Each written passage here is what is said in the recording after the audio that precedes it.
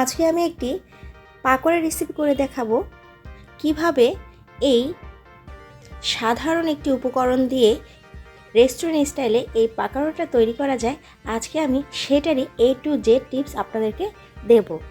Moons daily কুকে আপনাদেরকে স্বাগতম। আপনারা সবাই কেমন আছেন? আল্লাহ তাআলার অশেষ রহমতে আমি বাসার সবাইকে নিয়ে বেশ ভালো আছি। তো আসুন দেখি আমি এখানে কি নিচ্ছি।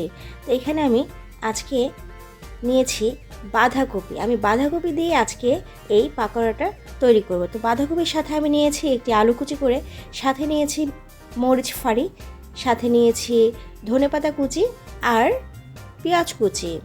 তো এই পাকোড়াটা আমি যেভাবে করছি এভাবে যদি আপনারা করে খান অবশ্যই চিকেনের পাকোড়াকেও হার মানিয়ে দেবে। তো দেখে নিন আমি কিভাবে এটা রেডি করছি। তো আমি এখানে দেব লবণ, হলুদ গুঁড়ো, জিরা গুঁড়ো, মরিচ গুঁড়ো আর সাথে কিছু টুকরো করে কেটে রাখা চিজ দেওয়ার জন্যেই এটার স্বাদটা দ্বিগুণ বেড়ে যাবে। তো অবশ্যই আপনারা এভাবে করে খাবেন। আমরা অনেকেই অনেক রকমভাবে এই বাঁধাকপির পাকোড়াটা করে খেয়েছি, কিন্তু আমি আজকে যেভাবে করছি এভাবে করে খেলে অবশ্যই আপনাদের অনেক ভালো লাগবে। তো আমি এখানে দিয়ে দিচ্ছি 1 বাটি চালের গুঁড়ো। তো এখানে আপনারা কর্নফ্লাওয়ার দিতে পারেন আটা বা ময়দা, কিন্তু চালের গুঁড়োটা দিলে এটার স্বাদ অনেকটাই বেড়ে যায়। আর দেব আমি এখানে সয়া সসটা আমি 1 চামচের মতো দিয়েছি। সাথে দেব 1 টেবিল চামচ টমেটো কেচাপ।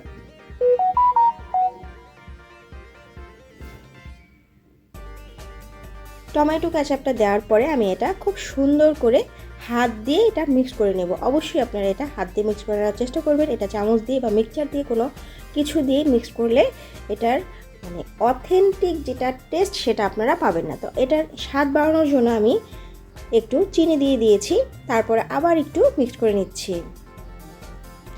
আমরা বাঙালিরা যে কোনো খাবারে হাত দিয়ে এটা রেডি করলে এটার স্বাদ আমার মনে হয় দ্বিগুণ বেড়ে যায়।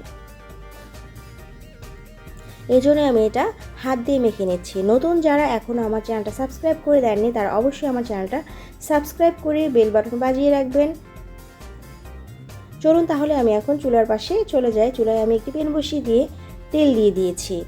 এখন তেলটা গরম হয়ে গেলে একে একে আমি এই বাঁধাকপির পাকোড়াগুলি দিয়ে দিচ্ছি। খুব সাবধানে দিতে হবে এই মিশ্রণটা।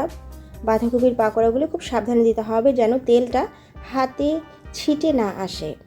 আমি সবসময় এই সাবধানতা অবলম্বন করি, বা সবাইকেই আমি এই কথাটাই বলবো যারা নতুন রাঁধুনি অবশ্যই তেলে যে কোনো জিনিস দেওয়ার আগে আপনারা খুব সাবধানে দিবেন যেন এটা দিয়ে কোনো ক্ষতি না হয়। তো যারা আমাকে সাপোর্ট করে এ পর্যন্ত এনেছেন তাদেরকে অসংখ্য ধন্যবাদ। আমি এটা একটু হালকা আছে খুব ক্রিস্পি করে ভেজে নেব। তো আপনারা এভাবে আমি যেভাবে করেছি এভাবে আপনারা বাসায় এই বাঁধাকপির পাকোড়াটা করে খাবেন। আপনাদের চিকেনের স্বাদকেও এটা হার মানিয়ে দেবে। এটা বিকেলের নাস্তায় খেতে পারেন। আমার এক পাশ ভেজে নেওয়া হয়ে গেছে, এখন আমি এটা উল্টে দিয়েছি। এটা আমি এখন একটু কালার করে ভেজে নেব।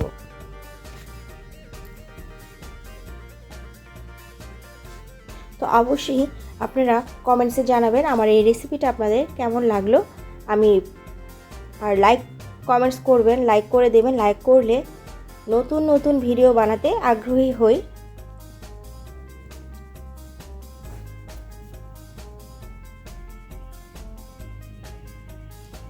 হয়ে গেছে আমার বাঁধাকপির পাকোড়াগুলি সুন্দর করে ক্রিস্পি করে ভেজে নেওয়া।